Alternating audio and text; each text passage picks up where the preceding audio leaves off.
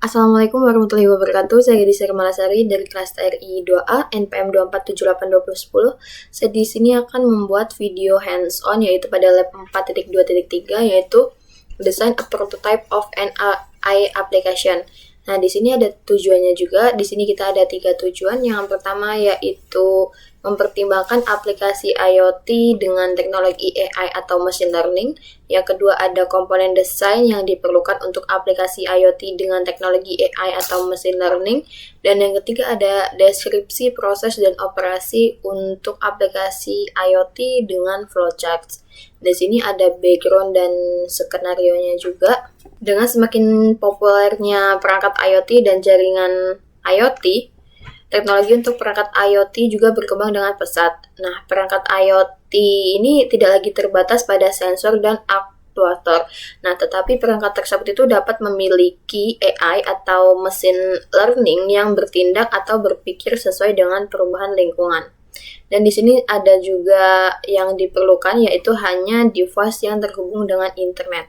Nah, setelah itu pada instruksinya langsung saja kita ke part yang pertama, yaitu di part ini kita akan melihat fungsi dan fitur-fitur smart home yaitu termostat dan pengontrol perangkat dengan kemampuan untuk belajar sendiri gitu, membuat keputusan berdasarkan perubahan lingkungan.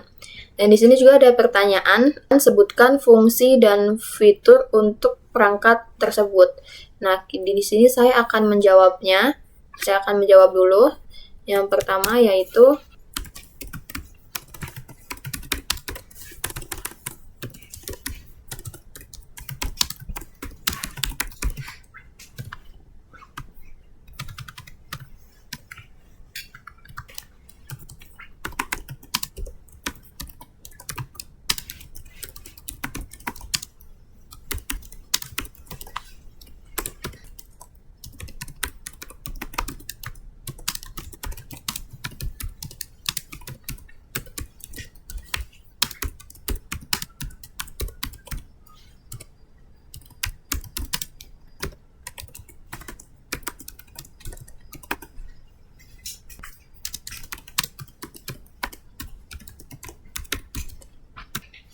Nah, jadi dari pertanyaan sebutkan dari fitur dan fungsi dari device tersebut.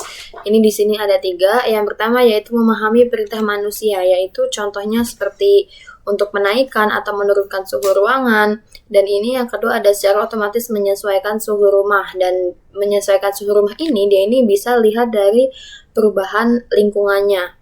Setelah itu yang ketiga ada berkomunikasi dengan cloud computing. Cloud computing untuk meningkatkan algoritma dan self-learning. Yang kedua, ada sebutkan faktor yang dapat mempengaruhi persepsi suhu.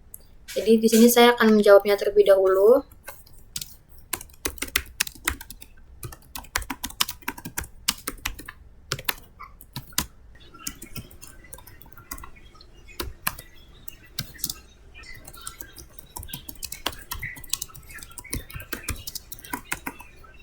Nah, jadi dari pertanyaan yang kedua ini, sebutkan faktor-faktor yang dapat mempengaruhi persepsi dari suhu.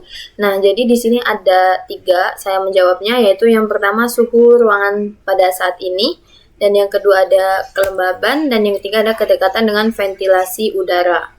Selanjutnya, pada pertanyaan yang ketiga, sebutkan cara-cara yang digunakan dari smart device ini untuk mendapatkan informasi tentang faktor-faktor tersebut.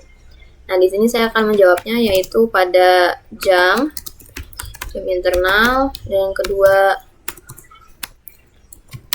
perintah manusia, yang ketiga termostat dan suhu kelembapan, dan yang keempat adalah akses jaringan untuk perkiraan cuaca. Nah, jadi dari pertanyaan yang nomor 3 ini, sebutkan cara-cara dari smart device ini atau perangkat pintar itu bisa mendapatkan informasi tentang faktor-faktor di atas. Nah, jadi di sini ada yang pertama yaitu jam internalnya, yaitu untuk menyimpan waktu dan tanggalnya. Yang kedua ada perintah manusia, dan yang ketiga ada termostat dan suhu kelembapan, dan yang keempat ada akses jaringan untuk perkiraan cuaca. Selanjutnya pada bagian yang kedua ini yaitu komponen desain yang diperlukan untuk aplikasi IoT dengan teknologi AI atau machine learning. Nah, di part ini kita itu akan mengeksplor dan mendesain fungsi komponen utama yang diperlukan untuk smart thermostat atau controller. Nah, jadi di sini ada pertanyaan juga, apa komponen utama untuk smart thermostat atau controller? Nah, di sini saya akan menjawabnya terlebih dahulu.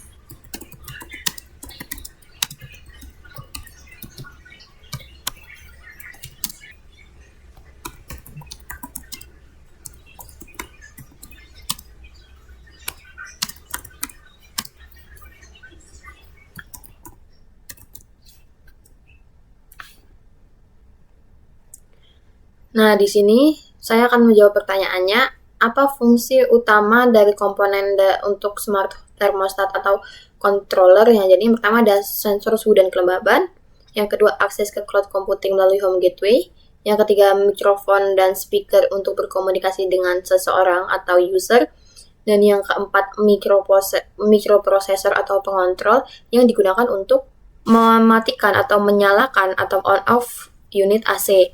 Dan yang kelima ada cadangan baterai atau chargernya.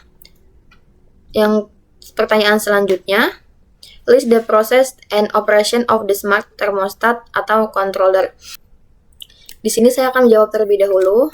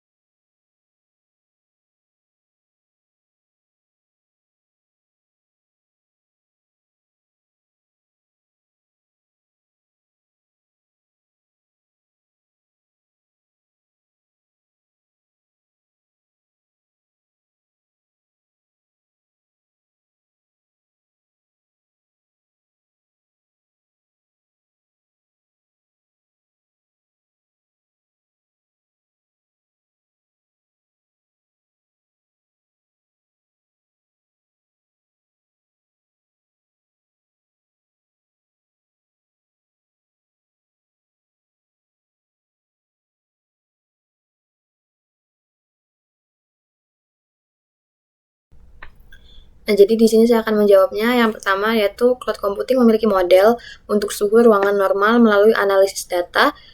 Perangkat akan menyesuaikan suhu ruangan dengan wilayah sekitar. Nah, selalu suhu ruangan dapat disesuaikan apabila menerima perintah dari seseorang. Dan yang keempat, data dikirim ke aplikasi cloud computing untuk penyempurnaan modelnya.